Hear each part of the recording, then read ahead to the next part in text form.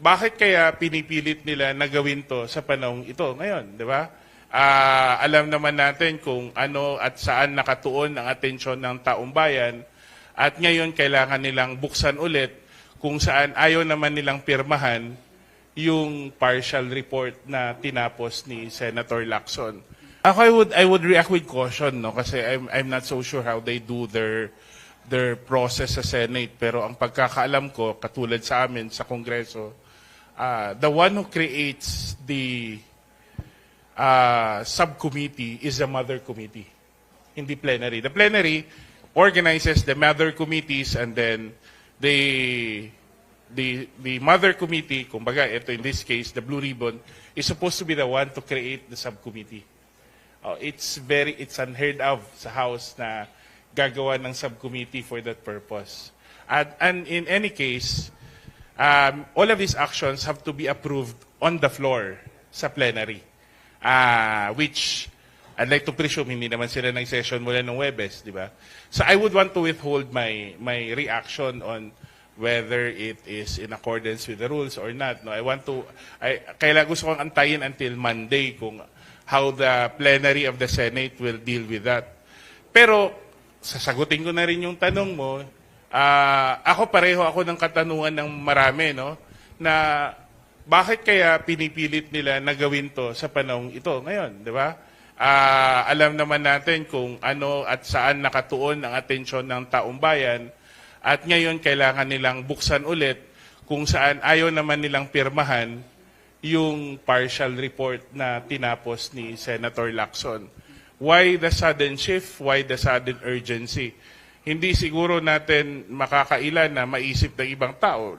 Kami siguro sa Kamara at marami kaming mga kasamahan ang nagtatanong bakit pinipilit ngayon. Total, nandyan na rin naman ang proseso sa Ombudsman, which is the proper forum. And I think everybody will agree that that is a proper forum, no?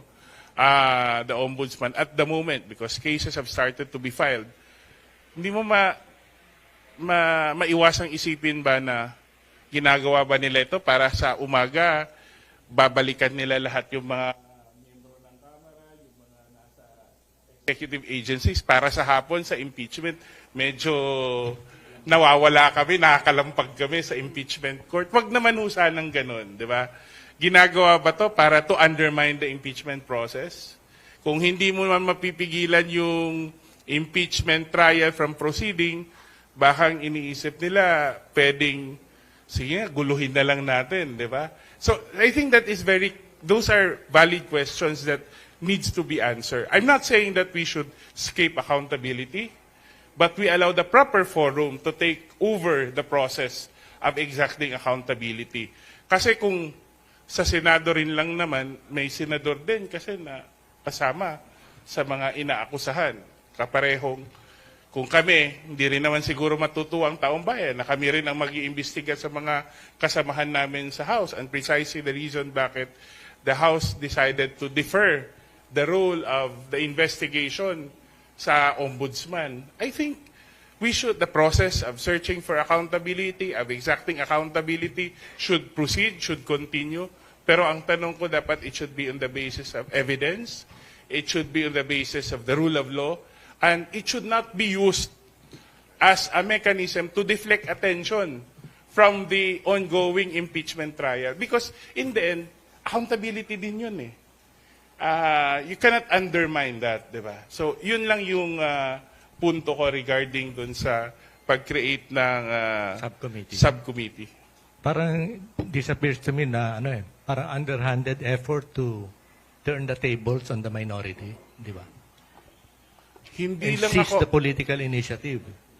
Siguro may ganun silang dynamics sa Senate, no? Sila siguro ang makakasagot nun yung current majority at current minority. Pero kami kasi alam naman ho ng lahat na may mga akusasyon sa mga miyembro ng Kamara. At sa hapon, kung sakaling mangyari man to, tuloy-tuloy, gagampanan ng mga miyembro ng Kamara ang role bilang prosecutors, di ba? So there will always be that institutional tension that we would want to avoid at the moment, given the gravity of the impeachment trial.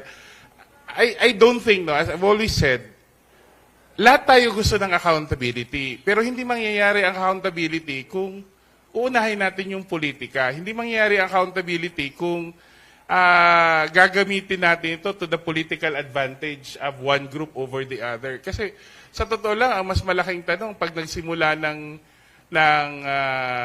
Blue Ribbon Subcommittee investigation sa Senate, sa Blue Ribbon Subcommittee, no? Ang malaking katanungan doon, sino magbibenepisyo eh? Kaninong naratibo ang mangingibabaw, di ba? So, the people we have to be very clear. And in the end, no, the shortcuts will not serve our ultimate purpose of exacting accountability, whether in the case of the flood control problem or scandal or in the case of the impeachment.